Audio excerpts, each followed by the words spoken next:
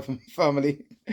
I keep telling you guys the truth have to come out sooner or later. The truth have to come out sooner or later. And you're wondering why they put it when you're wondering why they always try to kill us like dogs.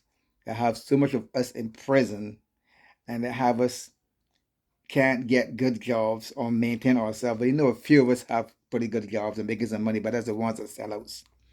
But this clip, I'm going to put two clips here. Two clips here. I do not own the copyright to the clips. The two clips is for informational purposes only and awareness purposes only. Two clips I'm going to put here. And I keep telling you guys, this is the reason why they hate us. Because we are the best. Regardless to whoever don't like what I'm saying. Oh, he full of shit, whatever. We are the best. That's why they don't like us. Because they need our melanin in order to survive. And that's a known fact. So regardless of however you look at it, slice it, cut it, scrape it up. That's how it is. And it cannot be changed. Because we are the best. It is simple as that. You know what I mean? So if you think I'm fear-mongering or I'm like being egotistical or nah, that's just how it is. And the white folks are realizing that we are the best. That's why the so-called cops are trying to kill us down.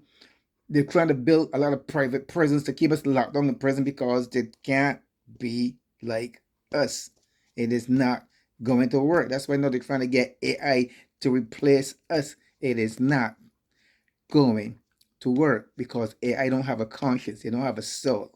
And then if AI do run the world, who are going to maintain the AI? If the AI can download information for satellites and reprogram itself, yes. But AI is like a car. It have to be maintained. And who is going to maintain them? If there's no humans to do it, who are going to? Can a car maintain itself? Can a car change its own oil? Can a car put its own spark plugs? Can a car do its own tune-up? That's just like AI, folks. Think it's not illegal yet. Until then, folks, I love you guys. I'm out here. Peace out. Share, love, subscribe, thumbs up, thumbs up. Thumbs up and out of here. Peace out. One love. Richard King reveals that the core of the human brain is the locus coeruleus, which is a structure that is black because it contains large amounts of neuromelanin, which is essential for its operation. 2, black infants sit, crawl, and walk sooner than whites. 3, Carol Barnes notes that human mental processes are controlled by melanin, that same chemical which gives blacks their superior physical and mental abilities. 4, some scientists have revealed that most whites are unable to produce melanin because their pineal glands are often calcified or non-functioning. Pineal calcification rates with Africans are 5 to 15%, Asians 15 to 25%, and Europeans 60 to 80%. This is the chemical basis for the cultural differences between blacks and whites. And 5, melanin endows blacks with greater mental, physical, and spiritual abilities, something which cannot be measured based on Eurocentric standards. End quote. Let that sink in. Melanin endows black people with greater mental, physical, and spiritual abilities. Did you know that white people used to worship black deities? Negroes were first worshipped in Greece and Rome. White masses bowed down to black deities. The rites of Apollo were founded by Delphos and his Negro mother Melinus, and the worship of black Isis and Horus were popular in Rome and the Roman colonies as far north as Britain. It was actually, in ancient Rome, it was actually common for the Romans to make fun of their own gods, but to worship and respect Horus and Isis, which, by the way, Madonna and Jesus. But we'll get to that because the worship of black Isis and Horus existed as far north as Britain, but eventually this evolved into the worship of the black Madonna and the black Christ. Christian whites also bowed down to them. Negroes, as was said, were deified in early Greece. They appeared as gods in Greek mythology. The chief title of Zeus, the greatest of the Greek gods, was Ethiopes, which means black. The earliest of gods and messiahs on all continents were black.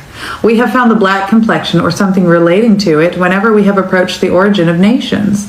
The alma mater, the goddess, the founder of the oracles, the Memnon, or the first idols, always black. The pyramids, by the way, the faces on the pyramids, they chipped the noses away so it would be less apparent. They were black too. Thus, the oracles at Dodona and the Apollo at Delphi were founded by the black doves. Orpheus and his bull were black. All the gods and goddesses of Greece were black. At least it was in the case with Jupiter, Bacchus, Hercules, Apollo, Ammon. The goddesses Venus, Isis, Hecate, Juno, Metis, Circe, Cybele were black. And the first gods in antiquity were black. Zeus, Apollo, Sirius, Isis, Buddha, Horus, they just keep going. In the Bible, the ancient days God was described as having hair like the pure wool. The earliest deities were woolly-haired Negroes. Their peppercorn hair was a sign of divinity. Did you know that the Pope's private chapel has a black Jesus in it? Fly me to the moon and let me play among the stars.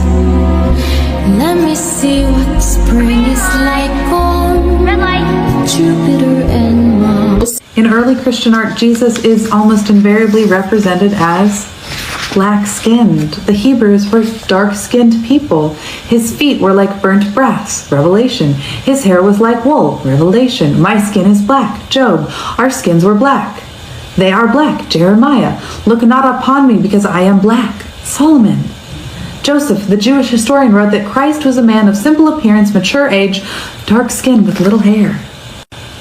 And the earliest statues of the Virgin Mary, they're also black. Everything was stolen from